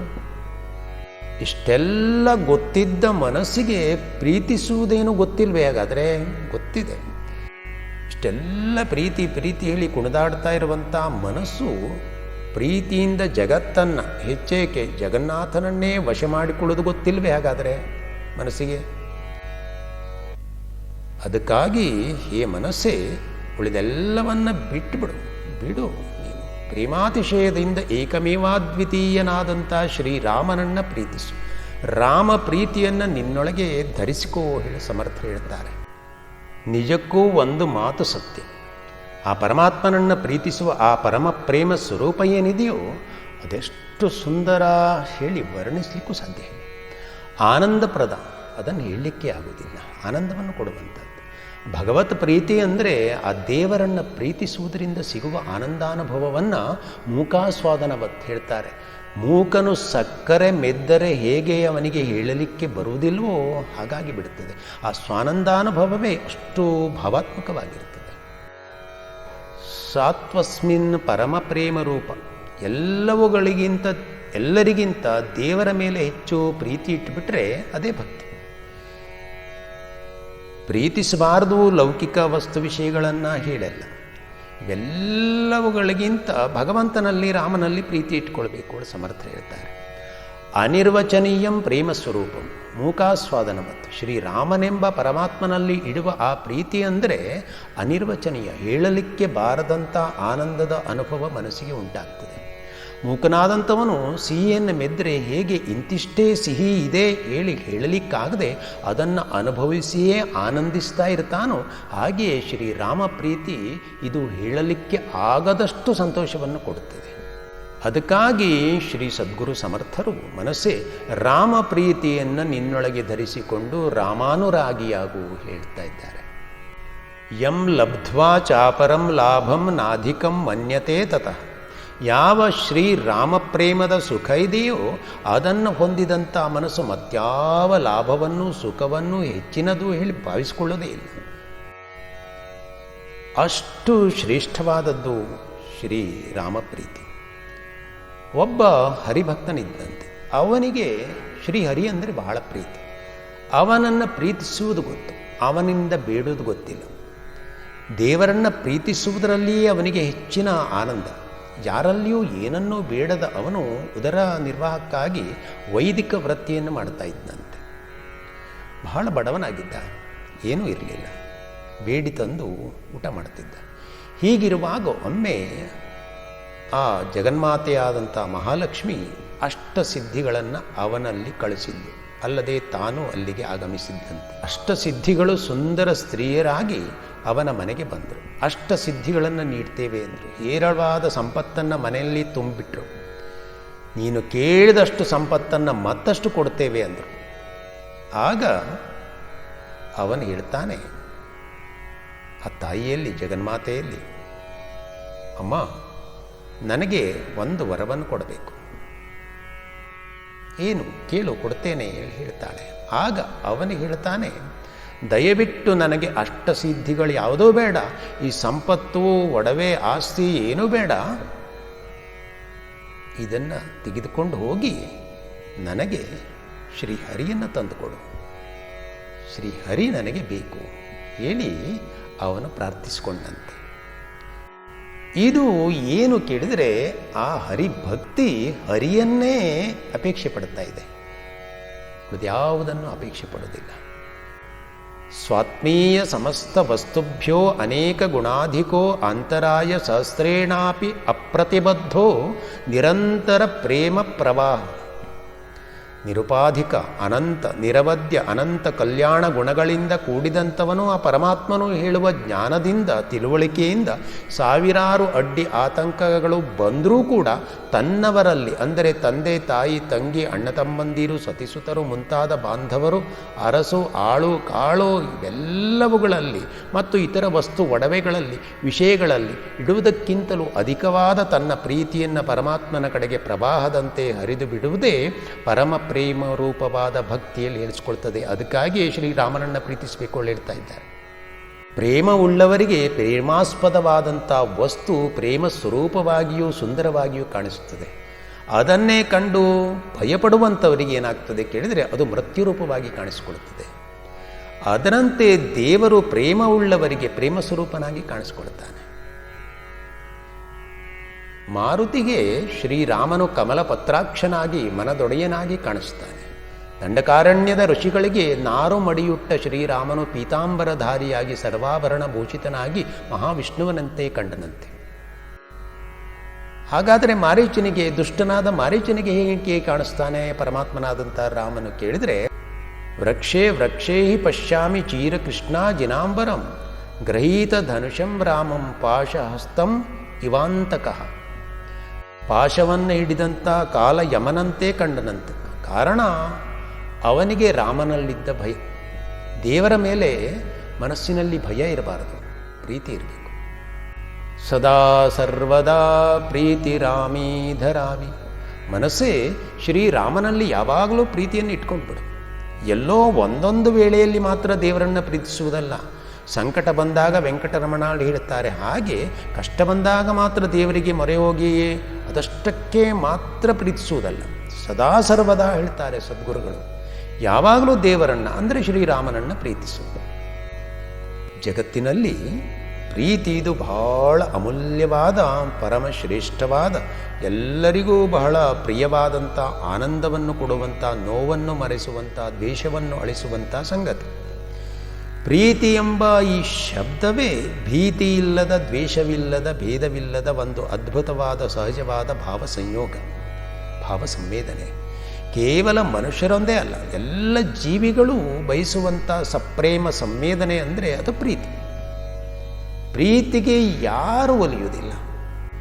ಪ್ರೀತಿ ಪರಮ ಪವಿತ್ರ, ಪ್ರೀತಿ ಪರಮ ಮಿತ್ರ, ಪ್ರೀತಿ ಪರಮ ದೈವ, ಪ್ರೀತಿ ಪರಮ ಸುಖಕರ. ಪ್ರೀತಿಯ ನೆರಳಿನಲ್ಲಿಯೇ ಜೀವಿಯ ಪಾಲನೆ ಪೋಷಣೆ ಆಗ್ತದೆ. ಪ್ರೀತಿಯ ಮಡಿಲಲ್ಲಿಯೇ ಮಗುವಿಗೆ ಬೆಳವಣಿಗೆ ಆಗ್ತದೆ. ಪ್ರೀತಿಯಿಂದಲೇ ಎಲ್ಲವೂ. ತಂದೆ ತಾಯಿಗಳಿಗೆ ಮಗುವಿನ ಮೇಲೆ ಪ್ರೀತಿ, ಗುರುವಿಗೆ ಶಿಷ್ಯನ ಮೇಲೆ ಪ್ರೀತಿ, ಶಿಷ್ಯನಿಗೆ ಗುರುವಿನ ಮೇಲೆ ಪ್ರೀತಿ, ಯೋಗಿಗೆ ಭಗವಂತನ ಮೇಲೆ ಪ್ರೀತಿ, ಭೋಗಿಗೆ ವಿಷಯಗಳ ಮೇಲೆ ಪ್ರೀತಿ, ಕವಿಗೆ ಕವನದ ಮೇಲೆ ಪ್ರೀತಿ, ಸಾಹಿತಿಗೆ ಸಾಹಿತ್ಯದ ಮೇಲೆ ಪ್ರೀತಿ, ವಿಜ್ಞಾನಿಗೆ ಶೋಧನೆಯ ಮೇಲೆ ಪ್ರೀತಿ, ಭಕ್ತನಿಗೆ ಭಗವಂತನ ಮೇಲೆ ಪ್ರೀತಿ. ಹೀಗೆ ಸತಿಪತಿ ಹಸುಕರು ಎಲ್ಲ ರೀತಿಯ ಜೀವಿಗಳ ಮಧ್ಯೆಯೂ ಇರುವಂಥ ಅಂತರಂಗ ಪೂರ್ಣವಾದ ಪರಿಶುದ್ಧ ಭಾವದ ಸದಾನುರಾಗವೇ ಪ್ರೀತಿ. ಕೆಲವೊಂದು ಕ್ಷಣಿಕವಾದ ಪ್ರೀತಿ, ಕೆಲವು ಸ್ವಾರ್ಥಪರವಾದ ಪ್ರೀತಿ, ಕೆಲವು ಮೋಸಗಾರಿಕೆಯ ಪ್ರೀತಿ, ಕೆಲವು ನಾಟಕದ ಪ್ರೀತಿ, ಕೆಲವು ವ್ಯಾಮೋಹವನ್ನುಂಟು ಮಾಡುವಂಥ ಪ್ರೀತಿ, ಕೆಲವು ದುಃಖ ತರುವಂಥ ಪ್ರೀತಿ. ಹೀಗೆ 10 ಹಲವು ಪ್ರೀತಿಯ ಮುಖಗಳಿರ್ತವೆ. ಏನೇ ಇದ್ದರೂ ಭಗವಂತನ ಮೇಲಿನ ಪ್ರೀತಿಯ ಹೊರತಾಗಿರುವಂಥ ಪ್ರೀತಿ ಎಲ್ಲ ಏನಿದೆಯೋ ಅದೆಲ್ಲ ಕ್ಷಣಿಕವಾದ ಪ್ರೀತಿ. ಬಹುತೇಕ ಪ್ರಾಪಂಚಿಕವಾದ ಎಲ್ಲ ಪ್ರೀತಿಗಳು ದುಃಖದಾಯಕವೇ ಸರಿ. ಮನಸ್ಸೇ ಎಲ್ಲ ರೀತಿಯ ಪ್ರೀತಿ ನಿನ್ನ ಉದ್ಧಾರಕ್ಕೆ ಸಾಧಕವಲ್ಲ, ಪೂರಕವಲ್ಲ, ಪ್ರೇರಕವೂ ಅಲ್ಲ. ಭಗವತ್ ಪ್ರೀತಿ ಮಾತ್ರ ನಿನಗೆ ಉದ್ಧಾರಕ್ಕೆ ಸಾಧಕ, ಕಾರಣ, ಪೂರಕ. ಹಾಗಾದರೆ ಎಲ್ಲಕ್ಕಿಂತ ಪರಮ ಪ್ರೇಮ ರೂಪವಾದ ಭಕ್ತಿಯೇ ಒಂದು ಭಗವತ್ ಪ್ರೀತಿ ಹೇಳುವುದು ಸತ್ಯ. ಶ್ರೀ ಸಮರ್ಥರು ಹೇಳ್ತಾರೆ, ಮನಸ್ಸೇ ನೀನು ರಾಮನನ್ನು ಪ್ರೀತಿಸಲಿಕ್ಕೆ ಶುರು ಮಾಡು. ಯಾವ ಸುಂದರವಾದ ಅನುಭವ ನಿನಗಾಗ್ತದೆ ಹೇಳುವುದನ್ನು ನೀನೇ ತಿಳ್ಕೊ. ಶ್ರೀರಾಮನ ಪ್ರೀತಿ ಅಂದರೆ ಕಾಮನ ಪ್ರೀತಿ ಅಲ್ಲ. ರಾಮನ ಪ್ರೀತಿ ನಿನಗೆ ಬದುಕಿನುದ್ದಕ್ಕೂ ಕಷ್ಟ ಕೊಡ್ತಾ ಇರುವಂಥ ಕಾಮವನ್ನು ಕಿತ್ತೆಸೆಯುವಂಥದ್ದು. ನೀನು ಶ್ರೀರಾಮನನ್ನು ಪ್ರೀತಿಸಲಿಕ್ಕೆ ಆರಂಭ ಮಾಡಿದರೆ ನಿನಗೆ ಲೋಭವಾಗಲಿ, ಮೋಹವಾಗಲಿ, ಕಾಮವಾಗಲಿ, ಕ್ರೋಧವಾಗಲಿ, ಮತ್ಸರ ಮದಗಳಾಗಲಿ, ಸ್ವಾರ್ಥವಾಗಲಿ ಇರಲಿಕ್ಕೆ ಸಾಧ್ಯವೇ ಇಲ್ಲ. ಶ್ರೀರಾಮನನ್ನು ಮನಸ್ಸು ಯಾಕಾಗಿ ಪ್ರೀತಿಸಬೇಕು ಅಂದರೆ ಶ್ರೀರಾಮನು ಎಲ್ಲರನ್ನೂ ಪ್ರೀತಿಸ್ತಾನೆ. ಅಲ್ಲದೆ ಶ್ರೀರಾಮನು ಪ್ರೀತಿಯನ್ನು ನಮ್ಮಿಂದ ಬಯಸ್ತಾನೆ. ಮನಸ್ಸೇ ಈ ಜಗತ್ತಿನಲ್ಲಿ ಏನೆಲ್ಲ ಒಳ್ಳೆಯ ಗುಣಗಳಿದ್ದಾವೋ ಅವೆಲ್ಲವೂ ಒಬ್ಬನೇ ಒಬ್ಬನಾದ ರಾಮನಲ್ಲಿಯೇ. ಶ್ರೀರಾಮನು ದೋಷರಹಿತನು, ದೋಷ ದೂರನು. ಅವನಲ್ಲಿ ಸರ್ವ ಸದ್ಗುಣಗಳು ಇರುವುದರಿಂದ ಅವನನ್ನು ಪ್ರೀತಿಸಿಬಿಟ್ರೆ ಅವನಲ್ಲಿರುವ ಗುಣಸ್ವಭಾವ ಮನಸ್ಸಿನಲ್ಲಿ ಬಂದು ನೆಲೆಯಾಗಿಬಿಡ್ತದೆ. ನಮ್ಮ ಮನಸ್ಸು ಕ್ಷೇಮವಾಗಿದ್ದರೆ ಎಲ್ಲವೂ ಕ್ಷೇಮವಾಗಿಯೇ ಕಾಣಿಸ್ತದೆ. ಎಲ್ಲರಲ್ಲಿಯೂ ಒಳ್ಳೆಯದನ್ನು ಕಾಣಬೇಕು ಅಂದರೆ ನಮ್ಮ ಮನಸ್ಸು ಮೊದಲು ಒಳ್ಳೆಯದಾಗಿರಬೇಕು. ಹೇಳಿ ಶ್ರೀರಾಮನ ಪವಿತ್ರವಾದ ಹಾದಿ ತಿಳಿಸ್ತಾ ಇದೆ. ಆ ಪರಮಾತ್ಮನ ಭಕ್ತಿ ಪ್ರೇಮ ಹೃದಯದಲ್ಲಿ ಮೂಡಿದರೆ ಸಾಕು, ಅವನ ಸದ್ಗುಣಗಳೆಲ್ಲ ಒಂದೊಂದಾಗಿ ಒಂದೊಂದಾಗಿ ನಮ್ಮಲ್ಲಿಯೂ ಬರುತ್ತದೆ. ಹೇಳುವುದಕ್ಕೆ ಶ್ರೀರಾಮನನ್ನು ಅನುಸರಿಸಿದ ಲಕ್ಷ್ಮಣ, ಭರತ, ಗುಹಾದಿಗಳನ್ನು ನೋಡಿದರೆ ನಮಗೆ ಕಾಣಲಿಕ್ಕೆ ಸಿಗ್ತದೆ. ಈ ಬದುಕು, ಇಂದಿನ ಈ ಬದುಕು ಭಯದ ತವರು ಮನೆ. ಎಲ್ಲಿ ಹೋದರೂ ಒಂದೆಲ್ಲ ಒಂದು ರೀತಿಯಿಂದ ಭಯ. ಹುಟ್ಟುವಾಗಲೇ ಭಯದಿಂದ ಅಳತಾ ಈ ಜಗತ್ತಿಗೆ ಬರ್ತೇವೆ. ಹುಟ್ಟಿ ಸಾಯುವ ತನಕವೂ ಒಂದಿಲ್ಲೊಂದು ಭಯ. ರೋಗದ ಭಯ, ಶತ್ರುಗಳ ಭಯ, ಅಪಮಾನದ ಭಯ, ತಿರಸ್ಕಾರದ ಭಯ, ಸೋಲಿನ ಭಯ, ಕೊನೆಗೆ ಸಾಯುವ ಭಯ. ಹೀಗೆ ಭಯಗಳ ಸಂತೆಯಲ್ಲಿ ಬದುಕುವ ನಮಗೆ ಅಭಯದ ಸ್ಥಾನ ಒಂದು ಬೇಕೇ ಬೇಕಾಗ್ತದೆ. ಅಭಯಂ ವೈ ಸುಖಂ ಹೇಳಿಬಿಟ್ಟು ಅಭಯದ ಕ್ಷಣಗಳು ನಮಗೆ ಬೇಕು. ಅಭಯದ ಆ ಕ್ಷಣಗಳು ನಮಗೆ ಬೇಕು. ಅಭಯದ ಜೀವನ ನಮಗೆ ಬೇಕು. ಭಯ ಇಲ್ಲದ ಬದುಕು ನಮ್ಮದಾಗಬೇಕು. ಆ ಕ್ಷಣಗಳು ನಮ್ಮ ಆಯುಷ್ಯದ ತುಂಬ ತುಂಬಿರಬೇಕು. ಆಗಲೇ ನಮಗೆ ಎಲ್ಲ ಭಯಗಳಿಂದ ಮುಕ್ತಿ ಸಿಗ್ತದೆ. ಈ ಕಾರಣಕ್ಕಾಗಿಯೇ ಶ್ರೀರಾಮನನ್ನು ಪ್ರೀತಿಸಿ ಶ್ರೀರಾಮನ ಆದರ್ಶವನ್ನು ಅನುಸರಿಸಿ ಬದುಕಿದರೆ ಭಯ ಇಲ್ಲದ ಜೀವನ ನಮ್ಮದಾಗ್ತದೆ ಎಂದು ಸಮರ್ಥರು ಹೇಳ್ತಾರೆ. ಶ್ರೀರಾಮನನ್ನು ಅನನ್ಯವಾಗಿ ಯಾವಾಗಲೂ ಪ್ರೀತಿಸ್ತಾ ಇದ್ದಂಥ ರಾಕ್ಷಸ ಕುಲದವನಾದಂಥ ವಿಭೀಷಣನನ್ನು ಕರುಣಾಮಯಿಯಾದ ಶ್ರೀರಾಮನು ಅಪ್ಪಿಕೊಳ್ಳುತ್ತಾನೆ. ಅಲ್ಲಿ ವಿಭೀಷಣನು, ಹೇ ರಾಮಪ್ರಭು, ನಾನು ಸರ್ವಥಾ ನಿನ್ನ ಪ್ರೀತಿಗೆ ಯೋಗ್ಯನಲ್ಲ, ನಿನ್ನ ದಾಸನು ಹೇಳಿ ಅಂದುಕೊಳ್ಳಿಕ್ಕೂ ನನಗೆ ಲಜ್ಜೆ ಆಗ್ತಾ ಇದೆ. ಸರ್ವಸಂಗ ಪರಿತ್ಯಾಗಿಗಳಾದಂಥ ಜಪತಪಾದಿಗಳನ್ನು ಮಾಡುವಂಥ ಮಹಾತ್ಮರು ಮಾತ್ರ ನಿನ್ನ ದರ್ಶನಕ್ಕೆ, ನಿನ್ನ ಅನುಗ್ರಹಕ್ಕೆ ಯೋಗ್ಯರು ಹೇಳಿ ತನ್ನನ್ನು ತಾನು ಜರಿದುಕೊಳ್ತಾ ಇದ್ದರೂ ಕೂಡ ಶ್ರೀರಾಮನ ಅವನ ಪ್ರೀತಿಯನ್ನು ಮಾತ್ರ ನೋಡುತ್ತಾನೆ. ಪ್ರೀತಿಯನ್ನು ಅವನು ಸ್ವೀಕಾರ ಮಾಡುತ್ತಾನೆ. ರಾಮನು ಅವನ ಕುಲವನ್ನಾಗಲಿ ವಂಶವನ್ನಾಗಲಿ ನೋಡಲೇ ಇಲ್ಲ. ಮನಸ್ಸೇ ಅದಕ್ಕಾಗಿ ದಯಾವಂತನಾದ ಶ್ರೀರಾಮನನ್ನು ಪ್ರೀತಿಸಿದರೆ ಶ್ರೀರಾಮನೇ ನಿನ್ನವನಾಗಿಬಿಡ್ತಾನೆ. ಶ್ರೀರಾಮನನ್ನು ಸದಾ ಸರ್ವದಾ ಪ್ರೀತಿಸ್ತಾ ಇದ್ದಂಥ ರಾಕ್ಷಸ ಜನ್ಮಿಯಾದಂಥ ವಿಭೀಷಣನು ಹೇಳ್ತಾನೆ ಏನು ಕೇಳಿದರೆ, ಹೇ ರಾಮಪ್ರಭು, ಶುಭಾಚರಣೆಗಳು ಒಂದೂ ಇಲ್ಲದ ನನ್ನನ್ನು ಋಷಿಮುನಿಗಳಿಗೆ ಧ್ಯಾನಗೋಚರನಾದ ನೀನು ಆಧರಿಸಿ ಆಲಂಗಿಸಿಕೊಂಡೆಯಲ್ಲ, ನನ್ನ ಪ್ರೀತಿಯನ್ನು ಸ್ವೀಕಾರ ಮಾಡಿದೆಯಲ್ಲ. ಹೇ ರಾಮ, ಈ ನಿನ್ನ ಕೃಪೆ ನನ್ನ ದೊಡ್ಡ ಸೌಭಾಗ್ಯದ ನಿಧಿ ಹೇಳಿ ಹೇಳಿಕೊಳ್ತಾನೆ. ಶ್ರೀರಾಮನು ಅವನಿಗೆ ಅಭಯದಾನ ಮಾಡ್ತಾನೆ. ಏನು ಹೇಳ್ತಾನೆ ಕೇಳಿದರೆ, ನ ಭೂಪ್ರದಾನಂ ನ ಸುವರ್ಣದಾನಂ ನ ಗೋಪ್ರದಾನಂ ನ ತಥಾನ್ನದಾನಂ ಯಥಾ ವದನ್ಯತೀಹ ಮಹಾಪ್ರದಾನಂ ಸರ್ವೇಷು ದಾನೇಶು ಅಭಯಂ ಪ್ರದಾನಂ. ಈ ಜಗತ್ತಿನಲ್ಲಿ ಭೂದಾನ, ಸುವರ್ಣದಾನ, ಗೋದಾನ, ಅನ್ನದಾನ ಮುಂತಾದ ದಾನಗಳು ಅನೇಕ ಇವೆ. ಆದರೂ ಅವೆಲ್ಲವುಗಳಿಗಿಂತ ಅಭಯದಾನವೇ ಸರ್ವಶ್ರೇಷ್ಠವಾದ ದಾನ. ಅದು ಭಗವಂತನಿಂದ, ಸದ್ಗುರುವಿನಿಂದ ಬರಬೇಕು. ಅಂಥ ಅಭಯದಾನವನ್ನು ಶ್ರೀರಾಮನಲ್ಲಿಟ್ಟ ಪ್ರೀತಿಯ ಫಲವಾಗಿ ವಿಭೀಷಣನು ಪಡೆದುಕೊಂಡು ಆನಂದಿತನಾಗ್ತಾನೆ. ಶ್ರೀರಾಮನ ದಿವ್ಯ ರೂಪವನ್ನು ಹೃದಯದಲ್ಲಿ ಚಿಂತಿಸ್ತಾ ರಾಮಚರಣದ್ವಯವನ್ನು ಆಲಿಂಗಿಸಿಕೊಂಡು ಮೈಮರಿತಾನೆ ಅವನು. ಆಗ ಶ್ರೀರಾಮನು ಹೇಳ್ತಾನೆ, ವಿಭೀಷಣ, ನನ್ನ ತಂದೆಯಾದ ದಶರಥ ಮಹಾರಾಜನ ಆಣೆ ಮಾಡಿ ಹೇಳ್ತೇನೆ, ನೀನು ನನ್ನ ತಮ್ಮನಾದಂಥ ಲಕ್ಷ್ಮಣನೇ ಹೇಳಿ ನಾನು ಭಾವಿಸಿಕೊಂಡು ಅನುಗ್ರಹಿಸ್ತಾ ಇದ್ದೇನೆ. ಎಂಥ ಅದ್ಭುತವಾದ ಮಾತು ರಾಮನದು. ನಂತರ ಶ್ರೀರಾಮನು ವಿಭೀಷಣನನ್ನು ಹತ್ತಿರದಲ್ಲಿಯೇ ನಿಲ್ಲಿಸಿಕೊಂಡು ಮೃದುವಾದ ಮಾತುಗಳಿಂದ, ವಿಭೀಷಣ, ಲಂಕೆಯ ಪ್ರಜಾಜನರೆಲ್ಲ ಕುಶಲರಾಗಿದ್ದಾರೆ, ನಿನ್ನ ಬಂಧು ಬಳಗ ಎಲ್ಲ ಕ್ಷೇಮವಾಗಿದೆಯೇ? ನೀನು ಲಂಕೆಯ ಎಲ್ಲ ವೈಭವ ಭೋಗಗಳನ್ನು, ಬಂಧು ಬಳಗವನ್ನು ಬಿಟ್ಟು ಬಂದಿದ್ದು ಬಹಳ ಆಶ್ಚರ್ಯ. ಅಣ್ಣನನ್ನು ಬಿಟ್ಟು ಬಂದ ನಿನ್ನ ಈ ತ್ಯಾಗ ಅದ್ಭುತ ಹೇಳ್ತಾನೆ. ಆಗ ವಿಭೀಷಣನೇ ಹೇಳ್ತಾನೆ, ಹೇ ರಾಮಪ್ರಭು, ನಾನೇನು ಮಾಡಲಿಲ್ಲ, ಕೇವಲ ನಿನ್ನನ್ನು ಹೃದಯದಲ್ಲಿಟ್ಟುಕೊಂಡು ಪ್ರೀತಿಸಿದೆ ನಾನು. ನನ್ನ ಈ ಚಿಕ್ಕದಾದ ಪ್ರೀತಿಗೆ, ಕಿರು ಪ್ರೀತಿಗೆ ನೀನು ನನಗೊಲಿದು ಬಿಟ್ಟೆ. ಯಾಕಂದರೆ ನೀನು ಬ್ರಹ್ಮಾಂಡ ನಾಯಕ, ಸಾಮಾನ್ಯನಲ್ಲ. ನನ್ನ ರಾಕ್ಷಸ ಸ್ವಭಾವವನ್ನು ಅಳಿಸಿಬಿಟ್ಟೆ ನೀನು ಹೇಳಿ ನಮಸ್ಕಾರ ಮಾಡುತ್ತಾನೆ ಅವನು. ನೋಡಿ, ರಾಮನನ್ನು ಪ್ರೀತಿಸಿದರೆ ಎಂತಹ ಮಹತ್ತರವಾದ ಭಾಗ್ಯ ಸಿಗ್ತದೆ. ಅದಕ್ಕಾಗಿಯೇ ಶ್ರೀ ಸಮರ್ಥರು ಮನಸ್ಸೇ ರಾಮನನ್ನು ಪ್ರೀತಿಸು ಹೇಳಿ ಮನಸ್ಸಿಗೆ ಹೇಳ್ತಾರೆ.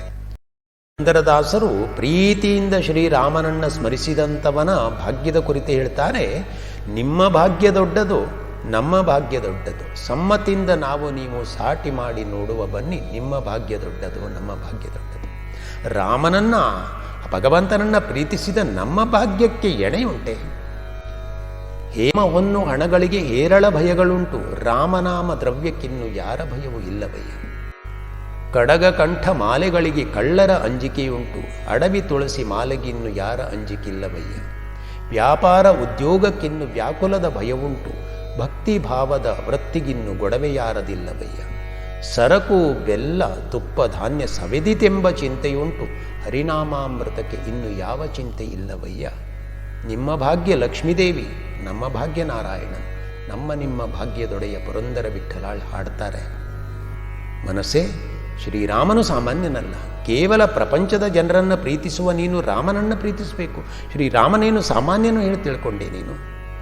ರಾಮನು ಶೂರನಿದ್ದಾನೆ, ಧರ್ಮವನ್ನು ತಿಳಿದವನು, ಉಪಕಾರವನ್ನು ನೆನಪಿನಲ್ಲಿಟ್ಟುಕೊಳ್ಳುವಂಥವನು, ಸತ್ಯವನ್ನು ಹೇಳುವಂಥವನು, ಮನೋನಿಶ್ಚಯಕ್ಕೆ ಒಳಗಾದಂಥವನು, ಒಳ್ಳೆಯ ನಡತೆಯುಳ್ಳವನು, ಎಲ್ಲ ಜೀವಿಗಳ ಹಿತವನ್ನು ಬಯಸುವಂಥ ಸರ್ವಭೂತ ಹಿತರತನು ಅವನು.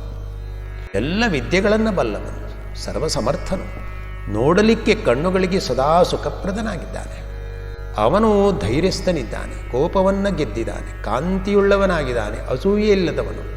ಕಸ್ಯ ಬಿಭ್ಯತಿ ದೇವಾಶ್ಚ ಜಾತ ರೋಷಸ್ಯ ಸಂಯುಗೆ. ಯಾರ ಕೋಪಕ್ಕೆ ದೇವತೆಗಳು ಹೆದರ್ತಾರೋ ಅಂಥವನು ಶ್ರೀರಾಮ.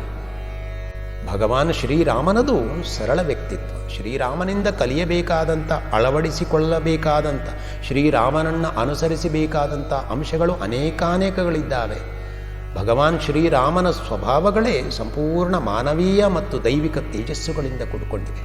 ಇಂದಿನ ಯುಗದಲ್ಲಿ ಶ್ರೀರಾಮನಂತೆ ಯಾರಾದರೂ ಇದ್ದಾರೆಯೇ ಕೇಳಿದರೆ ಭಗವಾನ್ ಶ್ರೀರಾಮನ ಸ್ವಭಾವವೇ ಅಪೂರ್ವ, ಅಮೋಘ. ಯಾರೂ ಇಲ್ಲ ಇವತ್ತು. ಕಲಿಯುಗದಲ್ಲಿರುವ ಮನುಷ್ಯನಿಗೆ ಆಸೆಗಳಿಗೆ ಹಿಡಿತಾ ಇರೋದಿಲ್ಲ. ಎಲ್ಲರೂ ಕಾಲದ ಹಿಂದೆ ಓಡ್ತಾ ಇರ್ತಾರೆ. ಶ್ರೀರಾಮನಂಥ ತ್ಯಾಗಮಯಿಯನ್ನು ಇಂದು ನೋಡಲಿಕ್ಕೆ ಸಾಧ್ಯವೇ? ತಂದೆಯ ಆಜ್ಞೆಯನ್ನು ಪರಿಪಾಲಿಸುವುದಕ್ಕಾಗಿ ಕೈಗೆ ಬಂದಂಥ ಸಿಂಹಾಸನವನ್ನು ತ್ಯಾಗ ಮಾಡಿ ತಂದೆಯ ಮಾತಿನಂತೆ ಘೋರವಾದ ಅಡವಿಯ ಕಡೆಗೆ ವನವಾಸಕ್ಕೆ ತೆರಳಿದಂಥವನೇ ತ್ಯಾಗಶೀಲನಾದ ಶ್ರೀರಾಮ. ಅಂತಹ ರಾಮನನ್ನು ಪ್ರೀತಿಸುವುದರಿಂದ ಶ್ರೀರಾಮನ ಆದರ್ಶವೇ ಜೀವನಕ್ಕೆ ಮಹಾ ಆಸ್ತಿಯಾಗಿ ಬರುತ್ತದೆ ಹೇಳುವ ಮಾತನ್ನು ಸದ್ಗುರುಗಳು ಹೇಳುತ್ತಾರೆ. ಸದಾ ಸರ್ವದಾ ಪ್ರೀತಿ ರಾಮೀಧರಾವಿ. ಯಾವುದೋ ಕೆಲಸಕ್ಕೆ ಬಾರದ ವ್ಯಕ್ತಿಗಳನ್ನು, ವಿಷಯಗಳನ್ನು, ವಸ್ತುಗಳನ್ನು, ಒಡವೆಗಳನ್ನು, ಆಸ್ತಿಪಾಸ್ತಿಗಳನ್ನು ಪ್ರೀತಿಸುವ ಬದಲು ಸಚ್ಚಿದಾನಂದ ಘನನಾದ ಶ್ರೀರಾಮನನ್ನೇ ಸದಾ ಪ್ರೀತಿಸೋಳು ಹೇಳ್ತಾರೆ. ಶ್ರೀರಾಮನನ್ನು ಪ್ರೀತಿಸಿದರೆ ರಾಮನಾಗ್ತೆ, ಕಾಮನನ್ನೇ ಪ್ರೀತಿಸಿದರೆ ಕಾಮನಾಗ್ತೆ ಅಷ್ಟೇ. ಶ್ರೀರಾಮ ಪ್ರೀತಿಯ ಸತತವಾದ ಅಭ್ಯಾಸದಿಂದ, ಸ್ಮರಣೆಯಿಂದ ಮನಸ್ಸು ಭವೇದ್ ಭ್ರಮರ ಕೀಟವತ್. ಕೀಟ ಹೇಗೆ ಭ್ರಮರವಾಗ್ತದೆಯೋ ಹಾಗೆ ಶ್ರೀರಾಮನನ್ನೇ ಪಡ್ಕೊಳ್ತದೆ ಮನಸ್ಸು. ಭ್ರಮರ ಒಂದು ಕೀಟವನ್ನು ಹಿಡಿದು ತಂದು ತನ್ನ ಗೂಡಿನಲ್ಲಿ ಸೆರೆ ಇಡ್ತದೆ. ಆ ಕೀಟ ಭಯದಿಂದ ಆ ಭ್ರಮರದ ಧ್ಯಾನವನ್ನೇ ಮಾಡ್ತಾ ಇರ್ತದೆ. ಕೊನೆಗೆ ತಾನೂ ಭ್ರಮರವೇ ಆಗಿ ಹೋಗ್ಬಿಡ್ತದೆ. ಹಾಗೆಯೇ ಇಲ್ಲಿ ನಮ್ಮ ಪೂರ್ವ ಕರ್ಮಾನುಸಾರವಾಗಿ ಪರಮಾತ್ಮನೂ ನಮ್ಮನ್ನು ಈ ಭವ ಎನ್ನುವಂಥ ಗೂಡಿನಲ್ಲಿ ತಂದಿಟ್ಬಿಟ್ಟಿದ್ದಾನೆ. ಈ ಭವದ ಭಯದಿಂದ ಪಾರಾಗಲಿಕ್ಕೆ ಮನಸ್ಸು ಈ ಭವ ಎನ್ನುವಂಥ ಗೂಡಿನಲ್ಲಿ ತಂದಿಟ್ಟ ಶ್ರೀರಾಮನನ್ನೇ ಸದಾ ಸರ್ವದಾ ಸ್ಮರಿಸ್ತಾ ಇದ್ದರೆ, ಪ್ರೀತಿಸ್ತಾ ಇದ್ದರೆ, ಈ ಮನಸ್ಸು ತನ್ನ ಎಲ್ಲ ಗುಣದೋಷಗಳನ್ನು ಕಳೆದುಕೊಂಡು ಶ್ರೀರಾಮಮಯವೇ ಆಗಿಬಿಡ್ತದೆ, ಶ್ರೀರಾಮಮಯವೇ ಆಗಿಬಿಡ್ತದೆ. ಅದಕ್ಕಾಗಿಯೇ ಶ್ರೀ ಸಮರ್ಥರು ಸದಾ ಸರ್ವದಾ ಪ್ರೀತಿ ರಾಮೀಧರಾವೈ ಹೇಳ್ತಾ ಇದ್ದಾರೆ. ಮಡಿಕೆಯೊಳಗೆ ಇಟ್ಟ ದೀಪ ಅದರ ಒಳಭಾಗವನ್ನು ಪ್ರಕಾಶಿಸುವ ಹಾಗೆ ಮನಸ್ಸಿನೊಳಗೆ ಇಟ್ಟುಕೊಂಡಿರುವಂಥ ಶ್ರೀರಾಮ ಪ್ರೀತಿ ಎಂಬ ದೀಪ ಮನಸ್ಸನ್ನು ಪ್ರಕಾಶಿಸಿ ಮನಸ್ಸಿಗೆ ಬೆಳಕನ್ನು ನೀಡಿ ಅಜ್ಞಾನದ ಕತ್ತಲೆಯನ್ನು ಹೊಡೆದೋಡಿಸುತ್ತದೆ. ಹೇಗೆ ಬೆಳಕು ಸೂರ್ಯನ ಸ್ವಭಾವವಾಗಿದೆಯೋ, ಶೈತ್ಯ ನೀರಿನ ಸ್ವಭಾವವೋ, ಉಷ್ಣತೆ ಅಗ್ನಿಯ ಸ್ವಭಾವವೋ, ಹಾಗೆಯೇ ಸತ್ ಚಿತ್ ಆನಂದದ ಮತ್ತು ನಿತ್ಯತ್ವದ ನಿರ್ಮಲತ್ವದ ಸ್ವಭಾವಗಳು ಶ್ರೀರಾಮನಲ್ಲಿವೆ. ಶ್ರೀರಾಮ ಪ್ರೀತಿಯಿಂದ ಅಂಥ ಸ್ವಭಾವಗಳು ಮನಸ್ಸಿನ ಸಂಪತ್ತುಗಳಾಗಿಬಿಡ್ತವೆ. ನದಿಯ ನೀರು ಸಮುದ್ರದಲ್ಲಿ ಒಂದಾಗ್ತದೆ, ಕಿಡಿ ಅಗ್ನಿಯಲ್ಲಿಯೇ ಸೇರಿ ಒಂದಾಗ್ತದೆ. ಹಾಗೆ ಮನಸ್ಸಿನಲ್ಲಿ ಉಂಟಾದಂಥ ಶ್ರೀರಾಮ ಪ್ರೀತಿ ಎಂಬ ನಿರಂತರ ಪ್ರವಾಹ ಶ್ರೀರಾಮನೆಂಬ ದೈವ ಸಾಗರವನ್ನು ಸೇರ್ತಲೇ ಇರ್ತದೆ. ನದಿ ಇದು ಕೇವಲ ಒಂದೋ ಎರಡೋ ಸಾರಿ ಸಮುದ್ರವನ್ನು ಸೇರಲಿಕ್ಕೆ ಹೋಗ್ತಾ ಇಲ್ಲ, ಹಗಲು ರಾತ್ರಿ ನಿರಂತರವಾಗಿ ಸಮುದ್ರವನ್ನು ಸೇರ್ತಲೇ ಇರ್ತದೆ. ಹಾಗೆ ಮನಸ್ಸಿನಲ್ಲಿ ಉಂಟಾದ ಶ್ರೀರಾಮ ಪ್ರೇಮ ಎನ್ನುವಂಥ ಪರಮ ಪರಿಶುದ್ಧ ಜಲ ಏನಿದೆಯೋ ಯಾವಾಗಲೂ ಶ್ರೀರಾಮನ ಪಾದಗಳನ್ನು ಸೇರ್ತಲೇ ಇರಬೇಕು. ಅದಕ್ಕಾಗಿಯೇ ಶ್ರೀ ಸಮರ್ಥ ರಾಮದಾಸರ ಮನಸ್ಸಿಗೆ ಹೇಳುವಾಗ ಸದಾ ಸರ್ವದಾ ಹೇಳುವ ಪದವನ್ನು ಬಳಸಿದ್ದಾರೆ, ರಾಮ ಪ್ರೀತಿಧರ. ಶ್ರೀರಾಮಚಂದ್ರೋ ಅಖಿಲ ಲೋಕಸಾರೆ ಪ್ರೀತಿ ದೃಢ ನಃ ಭವತಿ ಪ್ರಸಿದ್ಧ. ಯಥಾಗ್ನಿನಾಂ ಹೇಮಮಲಂ ಜಹಾತಿ. ಬೆಂಕಿಯಲ್ಲಿ ಹಾಕಿದ ಚಿನ್ನ ಹೇಗೆ ಕೊಳೆಯನ್ನು ಕಳೆದುಕೊಳ್ಳುತ್ತದೆಯೋ ಹಾಗೆ ರಾಮನಲ್ಲಿ ಪ್ರೀತಿಯನ್ನಿಟ್ಟರೆ ಮನಸ್ಸಿನ ಅಶುದ್ಧತೆ ಕಳೆದೋಗ್ಬಿಡ್ತದೆ. ಶ್ರೀ ಸಮರ್ಥರು ಮುಂದಿನ ಸಾಲಿನಲ್ಲಿ ಹೇಳ್ತಾರೆ, ದುಃಖಾಚಿ ಸ್ವಯೇ ಸಾಂಡಿ ಜೀವಿ ಕರಾವಿ. ಶ್ರೀರಾಮನನ್ನು ಪ್ರೀತಿಸಿ ದುಃಖವನ್ನು ದೂರ ಮಾಡಿಕೊ. ಸುಮ್ಮನೆ ಕತ್ತಲು ಹೇಳಿ ಕುಳಿತುಕೊಂಡು ಅಳ್ತಾ ಇದ್ದರೆ ಕತ್ತಲು ಹೋಗುವುದಿಲ್ಲ. ಕತ್ತಲನ್ನು ಓಡಿಸುವುದಕ್ಕೆ ದೀಪವನ್ನು ಬೆಳಗಲೇಬೇಕಲ್ವೇ? ಹಾಗೆ ದುಃಖಾಳೆ ಅಳತಾ ಕುಳಿತರೆ ದುಃಖ ಹೋಗ್ತದೆ. ರೋಗ ಹೇಳಿ ದುಃಖಿಸ್ತಾ ಕುಳಿತರೆ ರೋಗ ಹೋಗ್ತದೆ. ಅದಕ್ಕೆ ಸರಿಯಾದ ಔಷಧವನ್ನು ಮಾಡಲೇಬೇಕಲ್ವೇ? ಹಾಗೆ ಮನಸ್ಸಿನೊಳಗೆ ಆವರಿಸಿರುವ ದುಃಖವನ್ನು ದೂರ ಮಾಡಿಕೊಳ್ಳುವುದಕ್ಕೆ ಮನಸ್ಸೇ ರಾಮನಾಮಾಮೃತವನ್ನು, ಆ ರಾಮ ಪ್ರೀತಿಯನ್ನು ನೀನು ಅನುಭವಿಸಬೇಕು, ರಾಮನನ್ನು ಪ್ರೀತಿಸಬೇಕು. ದುಃಖಾಚಿ ಸ್ವಯೇ ಸಾಂಡಿ ಜೀವೀಕರಾವಿ. ಬೇರೆ ಒಂದನ್ನು ಇಲ್ಲಿ ಭಾವಿಸಿದ ಕೂಡಲೇ ಆ ಆನಂದದ ವಿಸ್ಮೃತಿ ಆಗಿಬಿಡುತ್ತದೆ. ಆ ಇನ್ನೂ ಒಂದು ಕಲ್ಪನೆ ನಮ್ಮ ಮನಸ್ಸಿನಲ್ಲಿ ನಿಂತಲ್ಲದೆ ಆ ಆನಂದ ಸ್ವರೂಪದ ಯಥಾರ್ಥ ಅರಿವು ಕಾಣದಾಗ್ಬಿಡ್ತದೆ, ಇಲ್ಲದಂತೆ ತೋರುತ್ತದೆ. ಆ ಆನಂದದ ವಿಸ್ಮೃತಿ ಆದ್ದರಿಂದಲೇ ನಮಗೆ ಈ ಪದಾರ್ಥಗಳಿಂದ, ವಸ್ತುಗಳಿಂದ, ಒಡವೆಗಳಿಂದ, ವ್ಯಕ್ತಿಗಳಿಂದ, ವಿಷಯಗಳಿಂದ ದುಃಖವಾಗ್ತದೆ. ಈ ಜೀವಿತದಲ್ಲಿ ದುಃಖ ಇದೆ ಹೇಳಿ ಗೊತ್ತಾಯಿತು, ಆದಮೇಲೆ ದೇಹೋಹಮಿತಿ ದುಃಖಂ ಚೇತ್ ಬ್ರಹ್ಮಾಹಮಿತಿ ನಿಶ್ಚಯ. ದೇಹೋಹಮಿತಿ ದುಃಖಂ ಚೇತ್ ಬ್ರಹ್ಮಾಹಂ ಇತಿ ನಿಶ್ಚಯ.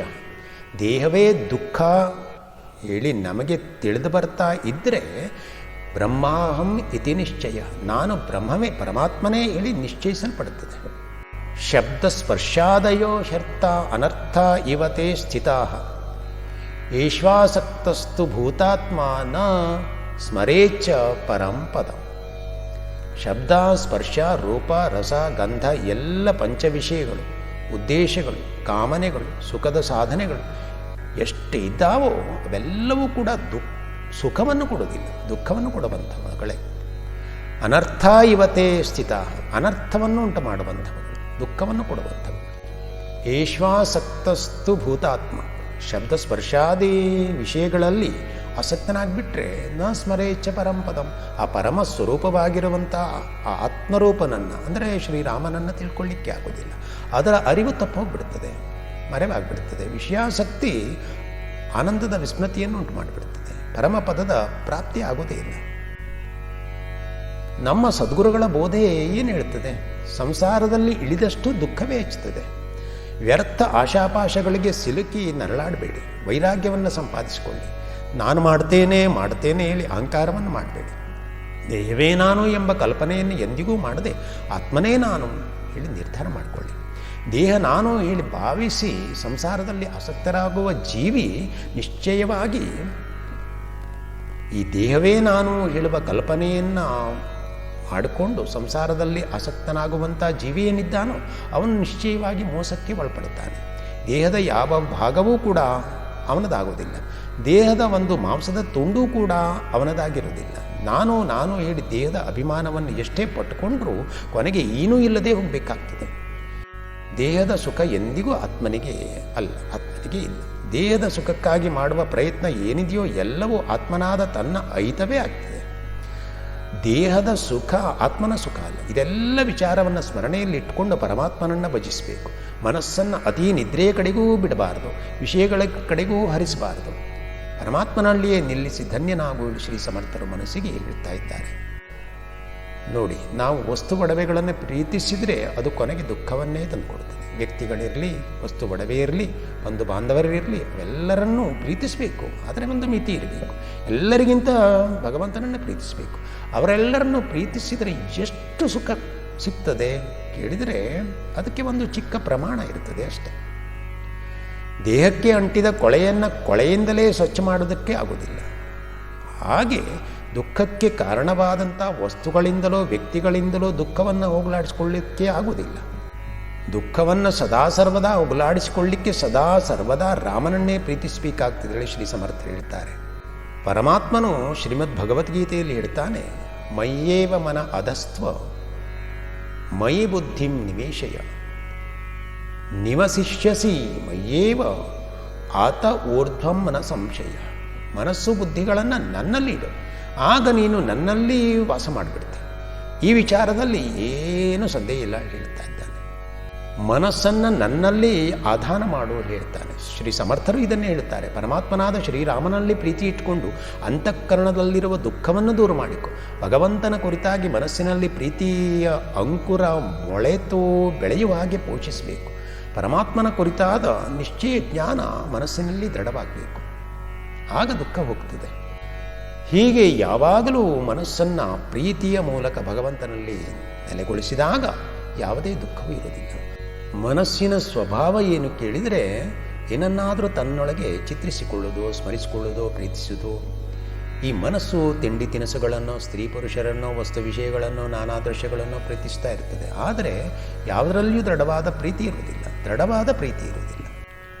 ಆದರೆ ಅದು ಯಾವಾಗಲೂ ಸುಮ್ಮನೆ ಕೊಡೋದಿಲ್ಲ. ಈಗ ದೇಹಕ್ಕೆ, ಇಂದ್ರಿಯಕ್ಕೆ ಸಂಬಂಧಪಟ್ಟ ಹಲವಾರು ಅನುಭವಗಳನ್ನು ಚಿಂತಿಸ್ತಾ ಇರ್ತದೆ. ಹೀಗೆ ಮನಸ್ಸಿಗೆ ಕಲ್ಪಿಸಿಕೊಳ್ಳದೇ ಇರುವುದಕ್ಕೆ ಆಗದೇ ಇದ್ದರೆ ದೇವರ ವಿಷಯವನ್ನು ಕಲ್ಪಿಸಿಕೊಳ್ಳುವಂಥ ಅದಕ್ಕೆ ಸಂಬಂಧಪಟ್ಟ ಚಿತ್ರಗಳನ್ನು ಮನಸ್ಸಿನಲ್ಲಿ ಚಿತ್ರಿಸಿಕೊಳ್ತಾ ಇರಬೇಕು. ನಮ್ಮ ಮನಸ್ಸಿನಲ್ಲಿ ಭಗವತ್ ಪ್ರೀತಿ ಎನ್ನುವಂಥ ದೀವಿಗೆಯನ್ನು ಬೆಳಗಿಸಿಕೊಂಡು ಬಿಟ್ಟರೆ ದುಃಖ ಎನ್ನುವಂಥ ಚಿಕ್ಕ ಕತ್ತಲೆಯ ತುಣುಕು ಕೂಡ ನಮ್ಮಲ್ಲಿ ಇರುವುದಿಲ್ಲ.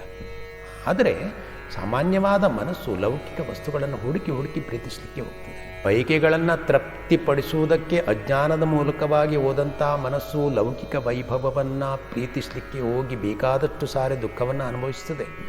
ಯಾವಾಗ ನಮ್ಮ ಮನಸ್ಸು ಪ್ರೀತಿಯ ಮೂಲಕ ಭಗವಂತನ ಕಡೆಗೆ ಹೋಗ್ತದೆಯೋ ಆಗ ದುಃಖ ತನ್ನಿಂದ ತಾನೇ ಹೋಗಿಬಿಡ್ತದೆ. ಮನಸ್ಸಿಗೆ ಪ್ರೀತಿಯಿಂದ ಪರಮಾತ್ಮನ ಸುಂದರ ರೂಪವನ್ನು ಕುರಿತು ಚಿಂತಿಸುವ ಹಾಗೆ ಅಭ್ಯಾಸ ಮಾಡಬೇಕು. ಭಗವಂತನ ಆಕಾರವನ್ನು ಮನಸ್ಸಿನ ಮುಂದೆ ಇಟ್ಟುಕೊಳ್ಳುವುದಾದರೆ ಮನಸ್ಸು ನಿಶ್ಚಲವಾಗಿ ನಿಂತು ಬಿಡುತ್ತದೆ. ನಿರ್ಮಲವಾದ ಮೂರ್ತಿ ಆ ಪರಮಾತ್ಮ. ನಿರ್ಮಲ ಮೂರ್ತಿಯಾದಂಥ ಪರಮಾತ್ಮನ ಸುಂದರ ಸೌಂದರ್ಯವನ್ನು ನೋಡ್ತಾ ಮನಸ್ಸು ತರಂಗರಹಿತವಾಗಿ ನಿಂತು ಬಿಡುತ್ತದೆ. ಮನಸ್ಸು ಯಾವಾಗ ನಿಶ್ಚಲವಾಗ್ತದೆಯೋ, ನಿರ್ಮಲವಾಗ್ತದೆಯೋ ಆಗ ದುಃಖದ ಸ್ಪರ್ಶವೂ ಕೂಡ ಮನಸ್ಸಿಗಾಗುವುದಿಲ್ಲ. ನಮ್ಮ ಮನಸ್ಸು ಏನನ್ನು ಕುರಿತು ಚಿಂತಿಸ್ತದೆಯೋ ಅದೇ ಸ್ವರೂಪವನ್ನೇ ಅದು ಪಡ್ಕೊಳ್ತದೆ. ಸಮಸ್ತ ದುಃಖರಹಿತನಾದ ಶ್ರೀರಾಮನನ್ನು ಮನಸ್ಸು ಪ್ರೀತಿಸ್ತಾ ಹೋದರೆ ದುಃಖ ಇಲ್ಲದ ಶ್ರೀರಾಮ ಸ್ವರೂಪವೇ ಆಗಿಬಿಡುತ್ತದೆ. ಹೀಗೆ ಮನಸ್ಸು ಪರಮಾತ್ಮನ ರೂಪವನ್ನು ನೋಡ್ತಾ, ಬುದ್ಧಿ ಪರಮಾತ್ಮನ ಗುಣಗಾನ ಮಾಡ್ತಾ ಸ್ಥಿರವಾಗಿ ನಿಲ್ಲುವುದಾದರೆ ಅದು ಪರಮಾತ್ಮನ ಸ್ವರೂಪವನ್ನೇ ಪಡ್ಕೊಳ್ತದೆ. ಹೀಗಾಗಿ ಸದಾ ಸರ್ವದಾ ಮನಸ್ಸನ್ನು ಭಗವಂತನಲ್ಲಿ ನೆಲೆಗೊಳಿಸಿದಾಗ ಯಾವುದೇ ಕ್ಲೇಶ ಇಲ್ಲದೆ, ಕಷ್ಟ ಇಲ್ಲದೆ ನಿಜ ಸುಖದ ಅನುಭವ ಮಾಡಿಕೊಳ್ಬೋದು. ಶ್ರೀರಾಮನನ್ನು ಪ್ರೀತಿಸ್ತಲೇ ಇರುವಾಗ ದೇಹದ ಸುಖ ದುಃಖಗಳ ಕುರಿತು ಗಮನವೇ ಇರುವುದಿಲ್ಲ. ದೇವರಿಗಾಗಿ ದೇಹದ ಕಷ್ಟಗಳನ್ನು ಎದುರಿಸುವಂಥ ಸಂಯಮ ಉಂಟಾಗ್ತದೆ. ಮಕ್ಕಳನ್ನು ಬಹಳ ಪ್ರೀತಿಸುವಂಥ ತಂದೆ ತಾಯಿಗಳು ತಮ್ಮ ಮಕ್ಕಳಿಗಾಗಿ ತಮ್ಮ ಶ್ರಮವನ್ನು ಲೆಕ್ಕಿಸದೆ ಅವರಿಗೆ ಅನುಕೂಲವಾಗಲಿ ಹೇಳಿ ಬದುಕ್ತಾ ಇರ್ತಾರೆ. ಹಾಗೆಯೇ ಇಲ್ಲಿ ತನ್ನ ದೇವನನ್ನು, ತನ್ನ ರಾಮನನ್ನು, ತನ್ನ ಸದ್ಗುರುವನ್ನು ಯಾವಾಗಲೂ ಪ್ರೀತಿಸ್ತಾ ಇರುವಂಥ ಭಕ್ತನು ತನ್ನ ದೇಹ ಸುಖದ ಕಡೆಗೆ ಗಮನವನ್ನೇ ಕೊಡುವುದಿಲ್ಲ. ಶ್ರೀ ಸಮರ್ಥರು ಹೇಳ್ತಾರೆ, ದೇಹೇ ದುಃಖತೆ ಸುಖ ಮಾನೀತ ಜಾವೆ ವಿವೇಕಿ ಸದಾ ಸ್ವಸ್ವರೂಪಿ ಭರಾವೆ. ಮುಂದಿನ ಸಾಲ ಹೇಳುತ್ತದೆ. ಶ್ರೀ ಸಮರ್ಥರು ಹೇಳುವ ಹಾಗೆ ತನ್ನ ದೇವನಿಗಾಗಿ, ತನ್ನ ಸದ್ಗುರುವಿಗಾಗಿ ಎಲ್ಲೋ ಕೆಲವು ಭಕ್ತರು ತಮ್ಮ ದೇಹಕ್ಕೆ ಆಗುವ ದುಃಖವನ್ನು, ಶ್ರಮವನ್ನು ಲೆಕ್ಕಿಸದೆ ಸೇವೆ ಮಾಡುವುದಿದೆ. ಅಂಥ ಮನಸ್ಸುಗಳು ಎಷ್ಟೋ ಮಧ್ಯೆಯಲ್ಲಿ ಇರ್ತವೆ. ಈ ಓವಿಯ ಕೊನೆಯಲ್ಲಿ ವಿವೇಕೇ ಸದಾ ಸ್ವಸ್ವರೂಪಿ ಭರಾವೆ ಹೇಳ್ತಾರೆ. ವಿವೇಕದಿಂದ ಸ್ವಸ್ವರೂಪದಲ್ಲಿ ಒಂದಾಗಬೇಕು. ಯಾವುದು ಸರಿ ಯಾವುದು ತಪ್ಪು ಹೇಳುವ ಸ್ವಂತ ನಿರ್ಧಾರ ಮಾಡುವ ಸ್ಥಿತಿ ಏನಿದೆಯೋ ಆ ಆಲೋಚನೆಯೇ ಒಂದು ವಿವೇಕ. ಒಬ್ಬ ವ್ಯಕ್ತಿ ಈ ದುಃಖದ ಚಕ್ರದಿಂದ ಹೊರಬರಲಿಕ್ಕೆ ಒಂದು ಮಾರ್ಗವನ್ನು ಹುಡುಕ್ತಾನೆ. ಆ ಮಾರ್ಗವೇ ವಿವೇಕ. ವಿವೇಕ ಒಂದು ಸಲದ ಪ್ರಕ್ರಿಯೆ ಅಲ್ಲ ಇದು. ಒಬ್ಬನು ಸಾಯುವ ತನಕವೂ ತನ್ನ ಜೀವನದುದ್ದಕ್ಕೂ ವಿವೇಚನೆಯಲ್ಲಿ ನಿರಂತರವಾಗಿ ತೊಡಗಿಸಿಕೊಳ್ಳಬೇಕು. ವಿವೇಕದ ಈ ಅವಿರತವಾದ ಅಭ್ಯಾಸದ ಅಗತ್ಯ ಇರಲೇಬೇಕು. ಯಾಕಂದರೆ ಅವಾಸ್ತವವನ್ನು ಎಂದಿಗೂ ಮನಸ್ಸು ಸ್ವೀಕಾರ ಮಾಡದೆ ವಾಸ್ತವವಾದ ಪರಮಾತ್ಮ ಸ್ವರೂಪವನ್ನು ಧಾರಣೆ ಮಾಡಿಕೊಳ್ಳಿಕ್ಕೆ ಕ್ಷಣ ಕ್ಷಣಕ್ಕೂ ವಿವೇಕದ ಬಲ ಬೇಕಾಗಿರುತ್ತದೆ. ವಿವೇಕವನ್ನು ಸದಾ ಮನಸ್ಸಿನಲ್ಲಿ ಇಟ್ಟುಕೊಂಡು ಯಾವ ಕ್ಷಣದಲ್ಲಿಯೂ ಅಜಾಗರೂಕನಾಗದೆ ನಿತ್ಯ ಸತ್ಯವಾದ ಸ್ವರೂಪದಲ್ಲಿ ಒಂದಾಗುವುದೇ ವಿವೇಕದ ಪರಮೋನ್ನತ ಸ್ಥಿತಿ. ಶ್ರೀ ಸಮರ್ಥರು ಹೇಳ್ತಾರೆ, ಮನಸ್ಸೇ ವಿವೇಕವನ್ನು ಆಶ್ರಯಿಸಿದರೆ ನಿನಗೆ ನಿಜತ್ವದ ಪರಿಜ್ಞಾನವಾಗ್ತದೆ, ಪರಿಚಯವಾಗ್ತದೆ. ಶ್ರೀರಾಮನಲ್ಲಿ ಇಡುವಂಥ ಪ್ರೀತಿಗೂ ಲೋಕದ ಮೇಲೆ ಇಟ್ಟಂಥ ಪ್ರೀತಿಗೂ ವ್ಯತ್ಯಾಸವನ್ನು ಸರಿಯಾಗಿ ತಿಳಿಸ್ಕೊಡೋದು ವಿವೇಕವೇ. ಹೀಗೆ ಸರಿಯಾಗಿ ತಿಳಿಸಿ ಶ್ರೀರಾಮನೇ ಸಾರ ಸರ್ವಸ್ವ ಹೇಳಿ ವಿವೇಕದಿಂದ ತಿಳ್ಕೊಂಡು ಬಿಟ್ಟರೆ ನಿನ್ನ ಸ್ವರೂಪದಲ್ಲಿಯೇ ನೀನಿರ್ಬೋದು. ಶ್ರೀರಾಮನನ್ನು ಪ್ರೀತಿಸಿ ಪ್ರೀತಿಸಿ ಪ್ರೀತಿಸಿ ಮನಸ್ಸೇ ಶ್ರೀರಾಮಮಯನಾಗು, ಶ್ರೀರಾಮನೇ ನೀನಾಗು. ಶ್ರೀರಾಮನನ್ನು ಬಿಟ್ಟು ಉಳಿದೇನನ್ನು ನೀನು ಗಮನಕ್ಕೆ ತಂದುಕೊಳ್ಳದೆ ಶ್ರೀರಾಮನನ್ನೇ ಪ್ರೀತಿಸು, ರಾಮನನ್ನೇ ಪ್ರೀತಿಸು, ರಾಮನನ್ನೇ ಪ್ರೀತಿಸು ಹೇಳಿ ಶ್ರೀ ಸಮರ್ಥ ರಾಮದಾಸರು ಎಲ್ಲ ಮನಸ್ಸುಗಳಿಗೆ ದಿವ್ಯವಾದ ಸಂದೇಶವನ್ನು ಕೊಡ್ತಾ ಇದ್ದಾರೆ. ಇಂತಹ ಸಂದೇಶವನ್ನು ಕೊಟ್ಟಂಥ ಶ್ರೀ ಸಮರ್ಥ ರಾಮದಾಸರ ಪಾದಾರವಿಂದಗಳಿಗೆ ನಮಸ್ಕಾರ ಮಾಡುತ್ತಾ, ಶ್ರೀ ಶ್ರೀಧರ ಸ್ವಾಮಿಗಳ ಪರಮ ಪಾದಗಳಿಗೆ ವಂದಿಸ್ತಾ, ಶ್ರೀ ಗುರುಗಳ ಚರಣಾರವಿಂದಗಳಿಗೆ ನಮಸ್ಕಾರ ಮಾಡುತ್ತಾ, ನಾವು ಇಂದಿನ ಈ ಓವಿಯ ಅರ್ಥ ನಿರೂಪಣೆಯನ್ನು ಶ್ರೀ ಸದ್ಗುರುಗಳ ಚರಣಗಳಿಗೆ ಅರ್ಪಿಸುವುದಾಗ್ತದೆ. ಜೈ ಜೈ ರಘುವೀರ ಸಮರ್ಥ ಶ್ರೀ ಗುರುದೇವ ದತ್ತ.